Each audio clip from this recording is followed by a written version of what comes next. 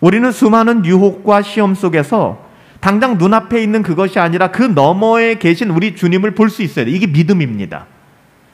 여러분, 신자들이 그 어떤 환경과 상황을 뛰어넘을 수 있는 힘이 여기서 나오는 것입니다. 어떤 환경과 상황 속에서도 여러분, 광야에서의 불뱀을 바라보지 마십시오. 이스라엘 백성들이 불평하고 원망했잖아요. 걔네들이 잘못했어요. 하나님이 순진무구한 이스라엘 백성들에게 불뱀을 보낸 게 아니라 믿음도 없고 불평하고 날마다 하나님을 노엽게 만들던 그 분노, 그 죄악에 격발하여서 하나님께서 불뱀을 보내셨단 말이에요. 여러분, 불뱀을 보면 여러분 어떻습니까? 뱀 좋아하십니까? 징그럽고 싫잖아요. 뱀, 우리가 산행할 때마다 뱀 굉장히 좀 두려워하고 그러지 않습니까? 여러분, 불뱀 물리면 죽는 겁니다. 독사들입니다. 독사들이 사막에, 광야에 우글우글한 거예요. 이때 이스라엘 백성들은 자기들이 지은 죄를 두려워하고 하나님의 은혜를 구하고 하나님께 회개했어야 되는데 그 불뱀 따위를 보면서 벌벌 떨기 시작하는 거예요. 결국 불뱀에 물려 다 죽었습니다. 어떤 사람들만 살아남았는가? 그 불뱀을 바라본 것이 아니라 말도 안 되는 장대 위에 달린 노뱀을 바라본 사람들은 살아남았습니다. 이것이 예수 그리스도의 십자가란 말입니다. 너무나도 천박하게 전락해버린 십자가. 이문열 씨가 소설에 쓴 것처럼 예전에 벌써 한 20-30년에 김포공항을 내려오다 보면 그 서울 일대에 보이는 빨간 그 모든 십자가를 바라보며 공동묘지를 보는 것 같다라고 글을 썼잖아요. 세상 사람들이 바라보는 십자가의 네오는 어떤 의미가 있을까? 십자가는 어떤 의미가 있을까? 여러분, 우리들의 인생에서 어떤 환경과 상황 속에서 불뱀을 바라보시고 두려워하지 마시길 바랍니다. 그러면 안 돼요. 죽습니다. 정신 바짝 차리시고 광야에 높이 들린 노뱀을 바라보시기 바랍니다. 이것에서 우리의 생명이 오는 거예요. 그래야 살아요. 불뱀에 물려 죽어가는 수많은 사람들에게 유일한 대안이 되는 장대에 매달린 노뱀이시다라고 이야기한 것입니다. 여러분, 그분을 바라봐야 안전합니다. 혹자는 그럴 것입니다. 불뱀에 물렸는데 말이 돼, 말이? 무슨 노뱀을 바라봐. 무슨 저 산에 가서 약초를 캐다가 약초를 찧어서 몇 대 몇의 비율로 섞어서 좀 물린 환부에다 발라라. 이러면 내가 좀 해볼만 하겠어. 이건 말이 돼야 그걸 따라갈지, 말이 돼야 비상식적인데. 여러분, 오늘날 기독교가 그런 거 아니겠습니까? 왜 자꾸만 기독교가 상식적이 되려고 합니까? 여러분, 기독교는 비상식적인 게 아니라 상식을 초월하는 것입니다. 뛰어넘는 거예요. 근데 우리는 상식만도 못한 신앙생활을 할 때가 너무 많다는 것이죠. 우리가 구원의 주님을 바라볼 때 주님은 우리의 영혼에 무한한 위로를 주십니다. 여러분, 제 말을 좀 믿어보세요. 여러분, 다른 어떤 데 기대지 마시고 정말 우리 주님을 좀 바라보십시오. 우리 죄 때문에 분노하셔야 될 하나님, 우리 같았으면 정말 그 싹을 다 잘라버렸을 겁니다. 그렇지만 그 하나님께서는 오히려 구원의 은혜를 베푸시며 기꺼이 기뻐하셨다라고 말씀하잖아요. 여러분, 진짜 어마어마한 사랑 아니겠습니까? 하나님의 사랑은 그리스도 안에 머물러 있고 하나님께서 그리스도 안에서 그것을 기뻐하십니다. 그러므로 우리가 그리스도 안에 거할 때 엔 크리스토스, 그래서 사도 바울의 바울 서신을 다 읽다 보면 그의 핵심 사상이 뭐냐? in Christ, 엔 크리스토, 제일 많이 나와요. 예수 그리스도 안에서, 그리스도 안에 있는, 이 계속해서 나옵니다. 엔 크리스토스, in Christ. 그 안에 거할 때 하나님께서 기뻐하신다는 사실이 우리에게 얼마나 큰 위로인지 모르겠습니다. 오늘 이 밤 여러분들 가장 안전한 곳 예수 그리스도 안에 거하시기를 예수님의 이름으로 축복합니다. 주님이 그래서 이 땅 가운데 오신 거예요. 그리스도께서는 세상으로 어떤 소란스러움, 예를 들면 뭐 자기를 홍보하고 PR하고 알리고 나야 나 이렇게 오시지 않았어요. 그래서 예수님께서 공생애를 하셔서 한 3년, 거의 3년, 한 1-2주를 남겨놓고서 뭐라고 말씀하셨어요? 분명하게는 예수님께서 가이사랴 빌립보로 넘어가셔서 곧 이제 다음 주에 십자가를 지셔야 될 그 시점 전까지는 자기 자신을 드러내라고 말씀하지 않으셨어요. 기적을 일으키셔도, 이적과 표적을 일으키셔도 오히려 잠잠케 하셨습니다. 오늘 말씀이 그거예요. 세상적으로 소란스러움이 아닌 조용히 당신의 소명을 이루셨어요. 이게 진짜 실력 있는 사람입니다. 진짜 믿음이 있고 실력 있는 사람들은요, 사람 의식하지 않아요. 아무도 예배하지 않는 그곳에서 예배합니다. 아무도 순종하지 않고 봉사하지 않는 그곳에서 봉사합니다. 사람에게 그 안테나가 있지 않아요. 그 사람의 어떠함을 보지 않습니다. 왜 이렇게 조금 나왔지? 왜 나만 하는 거지? 이런 얘기 안 해요. 진짜 실력 있는 사람들은 그래요. 예수님께서 그 소명을 이루어 가심을 보면은 우리가 많은 것을 배울 수 있습니다. 예수님이 그렇게 조용조용 움직이셨다고 해서 그의 사명이 감당되지 않으셨습니까? 모든 것을 완전히 이루셨잖아요. 그리스도께서는 소리 높여 외치지 않았습니다. 그분은 조용한 음성으로 뭐라고 말씀하셨어요? 마태복음 11장 28절에 수고하고 무거운 짐진 자들아 다 내게로 오라.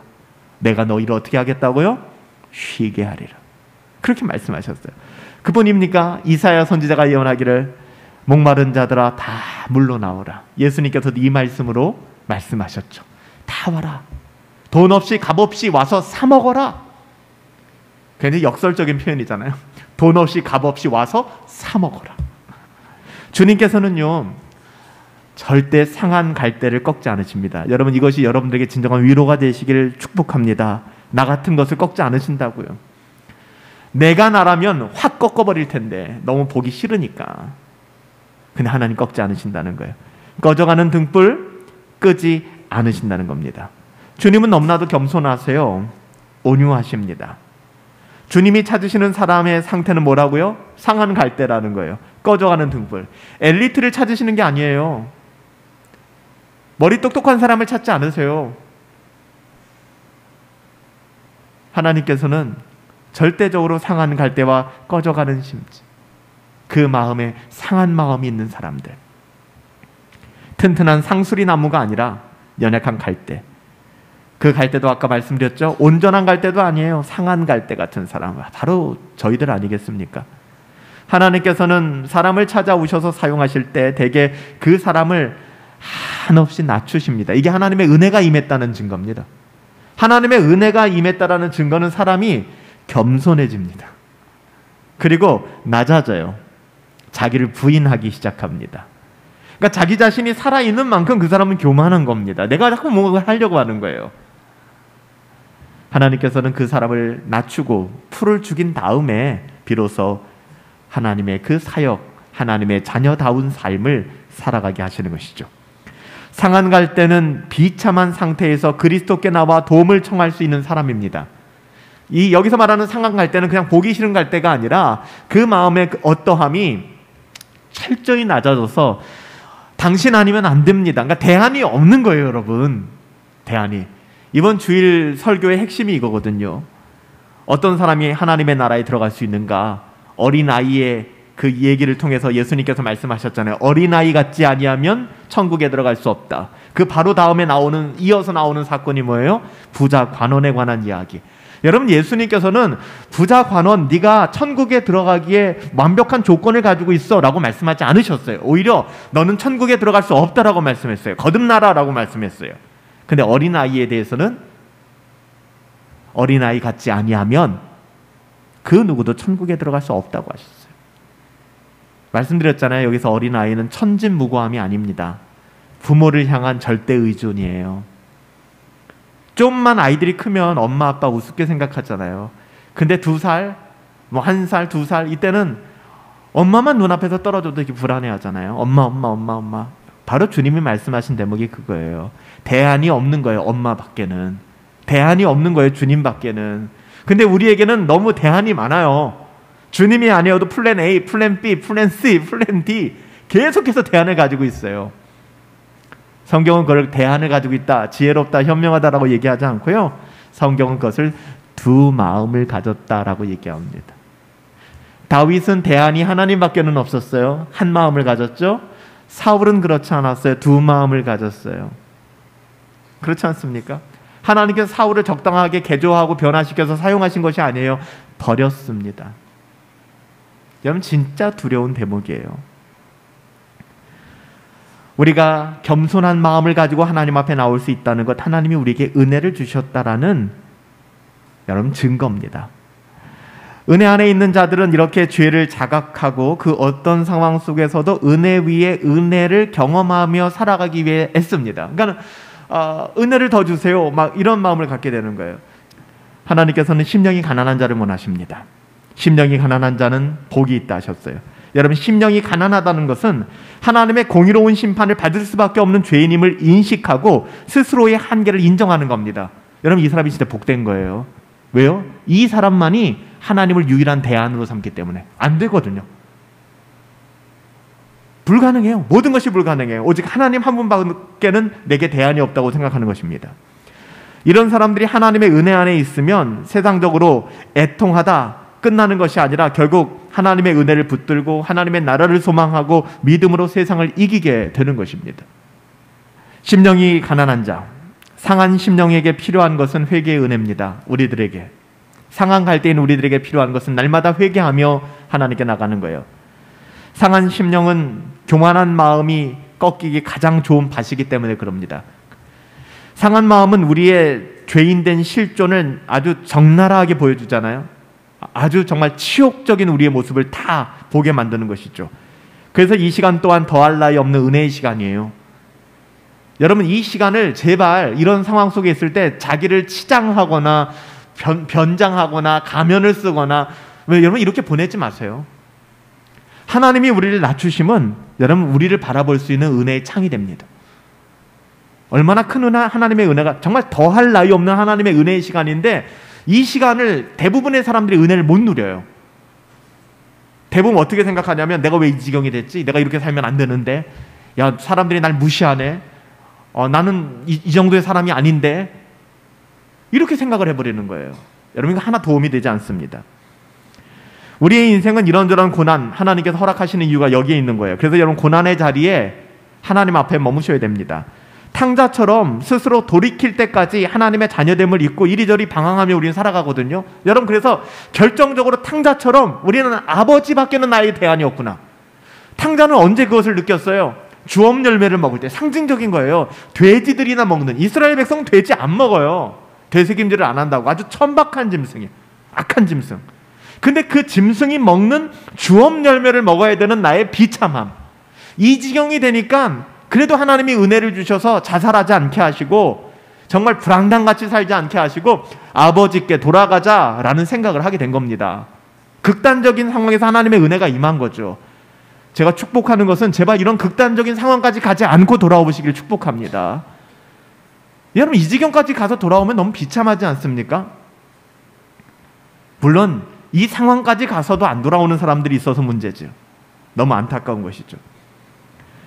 상한 심령은 그리스도를 귀하게 여기는 마음을 갖게 합니다. 주 예수보다도 귀한 것은 없네. 예수밖에는 없네. 진짜 아름다운 찬송이잖아요. 상한 심령이 있어야 복음은 비로소 진정한 복음이 되는 거예요. 그러니까 상한 심령이 아닌데 그 복음은 돼지에게 진주를 던지는 것과 똑같습니다. 전혀 그것을 받아들일 준비가 안 돼 있기 때문에 사람이 영적 침체에 빠지거나 믿음의 길에서 이탈하게 되는 경우는 대부분 죄에 대해서 애통하지 않기 때문에 그렇습니다. 그러니까 죄를 가볍게 여기는 거예요. 다니엘 같은 사람은 기도하는 것을 멈춘 것을 죄로 여겼다니까요. 이게 잘못된 겁니까? 그게 맞아요. 근데 우리는 그런 건 죄로 취급도 안 하죠. 우리가 생각하는 죄는 정말 우리의 기준은 너무나 낮아져 있는 것 같아요. 그러니까 죄를 애통하지 않는다는 거예요. 죄를 두려워하지 않는다는 거예요. 뭐 한 번 했는데 그 다음은 어때? 요한 1서를 통해서 주는 교훈은 뭡니까? 거듭난 신자는 죄를 지을 수 있다. 그렇지만은 강철 같은 자기의 의지를 가지고 날마다 죄를 짓고 자기 자신을 비호하고 변명하고 타협하고 상황에 대해서 이런 상황 윤리를 제시하고가 아니라 돌아온다는 거예요. 여러분 죄를 짓지 않는다는 것과 죄를 부끄러워한다는 거 여러분 분간할 수 있어야 됩니다. 우린 죄를 지을 수밖에 없는 연약한 사람들이지만 죄를 부끄러워해야 합니다. 부끄럽다는 표현은 너무 호사로워요. 죄를 두려워해야 되는 것입니다. 왜요? 그 죄 때문에 예수님이 십자가에서 죽으셨잖아요. 우리가 신앙생활 하면서 율법의 채찍만으로는 부족합니다. 그래서 하나님께서는 회개의 은혜를 주시기 위해서 반드시 교만한 우리의 마음을 낮추시는 거예요. 그래서 고난의 문제가 왜 우리를 찾아올까? 오늘 정확하게 이해하시고 하나님의 은혜를 구하세요. 우리 고린도후서 10장 5절 같이 한번 읽어볼까요? 같이 읽습니다. 시작. 하나님 아는 것을 대적하여 높아진 것을 다 무너뜨리고 모든 생각을 사로잡아 그리스도에게 복종하게 하니. 할렐루야. 진짜 멋있지 않습니까?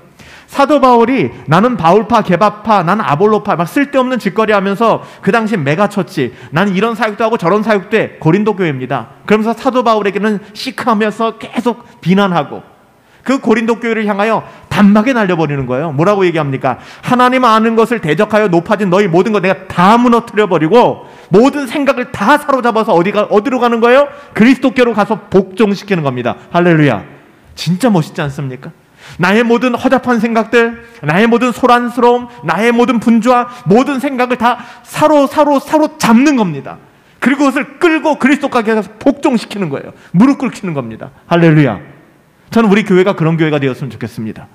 몇 명 모이고 안 모이고 이런 문제가 아니라 오늘 금요 예배에 나오신 여러분들만이라도 하나님의 말씀 의지해서 여러분의 모든 잡다한 생각들, 세상과 버타고 있는 생각들 다 사로잡아 그리스도께 나와 복종케 만드는 은혜가 있게 되길 예수님의 이름으로 축복합니다. 사도 바울의 능력이 여기 있었던 겁니다. 성령께서는 우리가 죄를 뉘우치지 않았을 때 꾸짖습니다. 징계하세요. 근데 양심의 화인을 맞으면 이걸 못 느껴요. 전혀 못 느끼게 됩니다. 물론 우리가 한번 회개한 이후에도 상한 심령이 필요하죠. 우리는 우리의 자신을 날마다 하나님 나는 상술이 남습니다가 아니라 나는 하나님 상한 갈 때입니다. 매일 새벽 일어날 때마다 하나님 나는 상한 갈 때예요. 주님 없으면 안 돼요. 이 고백이 있어야 됩니다.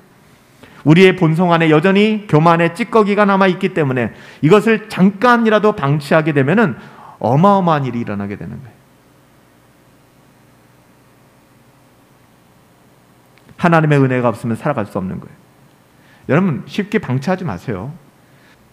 우리는 배운 게 있으니까 다 치장하고 다 가리고 그렇지만 그 안에서 푹푹 썩어가는데도 그럼에도 불구하고 굉장히 괜찮은 듯 인생을 살아가는 그 주님이 말씀하셨잖아요. 너희는 열린 무덤과 같구나. 바리새인들에게. 여러분 그게 바리새인들을 향한 메시지로 들리세요? 저는 저를 향한 메시지로 들려요. 저는 진짜 위로를 받는 건 베드로거든요. 바울도 우리가 위로를 받지만 베드로 어떠세요? 예수님을 3번이나 부인했잖아요. 그리고 베드로는 마음 깊은 곳에서 심히 통곡했잖아요.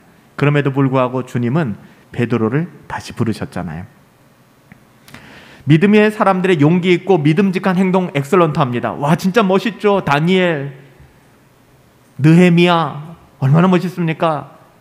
그렇지만 반대로 우리에게 위로가 되는 것은요 상한 갈대 같은 성경의 많은 사람들이에요. 그들의 연약함을 통해서도 우리는 큰 용기와 위로를 얻지 않아요? 저는 그래요. 믿음의 사람들 그렇지만 위로받고 상처받고 상한 갈대와 같은 인생을 살아갔던 사람들 저는 그래요. 다윗도 보면요 다윗도 영혼을 속이지 않는 자유로운 고백을 하기까지 그러니까 다윗이 여러분 그냥 처음부터 나 다윗 이렇게 됐다고 생각하세요? 절대 그렇지 않아요. 다윗도 산전, 수전, 공중전 다 겪었습니다. 믿음이 있었던가 버텨냈던 것이죠. 한번 잠깐 다윗의 고백을 들어봅시다. 시편 32편 3절부터 5절이에요. 같이 한번 읽습니다. 시작. 내가 입을 열지 아니할 때 종일 신음함으로 내 뼈가 쇠하였도다. 주의 손이 주야로 나를 누르시오니 내 진액이 빠져서 여름 가뭄의 마름같이 되었나이다.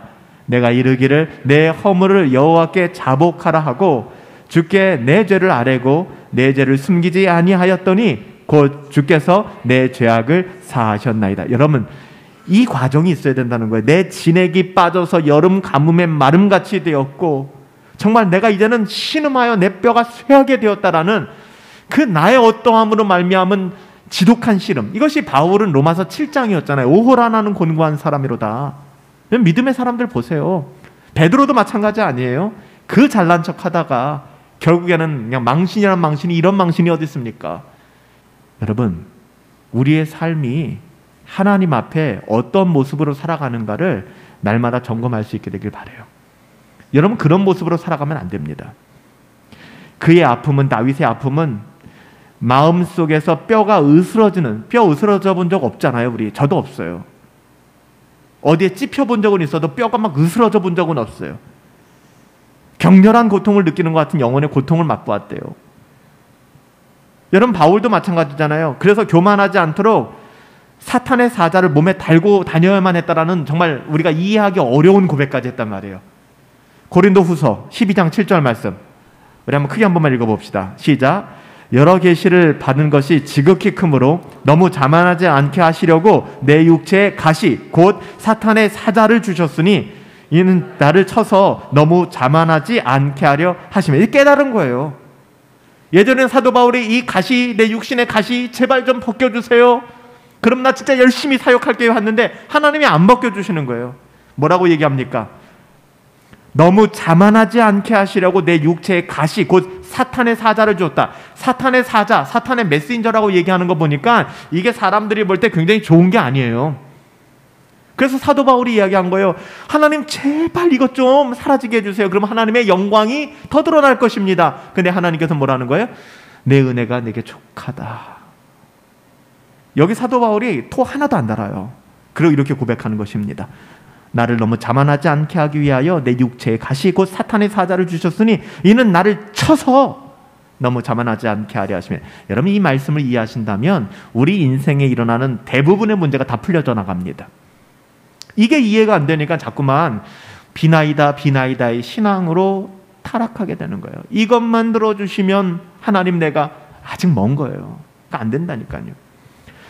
하나님께서 사람들을 고통 가운데 상하게 인도하실 때, 어려움을 주실 때 우리는 그 상황 속에서도 하나님의 선하심의 은혜 보셔야만 합니다.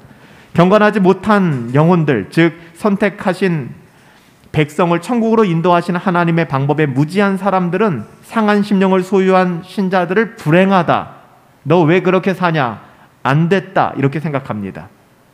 하지만 하나님께서는 오히려 그런 심령을 소유한 사람들과 함께 하신다는 거예요. 상한 갈대. 여러분, 상한 갈대가 되시길 예수님의 이름으로 축복합니다. 하나님 꺾지 않으세요. 그 마음의 중심을 보신다고요. 사람의 마음은 몹시 고집스럽고 완악하기 때문에 자연 상태에서 그 인간이 죄를 멀리하고 하나님께로 더 가까이 나가기가 불가능합니다. 쉽지 않아요. 그렇기 때문에 우리 가운데 끝없이 상한 마음들, 그리고 유일한 대안은 하나님. 하나님에 대한 여러분들의 고백이 어때야 될까요? 하나님은 상수리 나무가 아니라, 와 진짜 멋진 믿음의 거목이 아니라 나 같은 상한 갈대를 찾으시는구나. 그래서 오늘 이 밤 나온 거 아니겠습니까? 상수리 나무가 아닌 상한 갈대의 그 마음으로 하나님께 나아가며 절대 우리를 포기하지 않는 그 하나님, 약할 때 강함이 되시는 하나님, 저와 여러분들의 하나님 의지하고 나갈 수 있게 되기를 예수님의 이름으로 축복합니다. 우리 같이 한번 찬양합니다. 약한 나로 강하게 하실 하나님, 가난한 나를 부유하게 하실 하나님, 눈 멀어 볼 수 없었던 나를 보게 하신 하나님, 주 내게 행하셨습니다. 호산나, 죽임 당하신 어린 양을 찬양합니다. 약한 나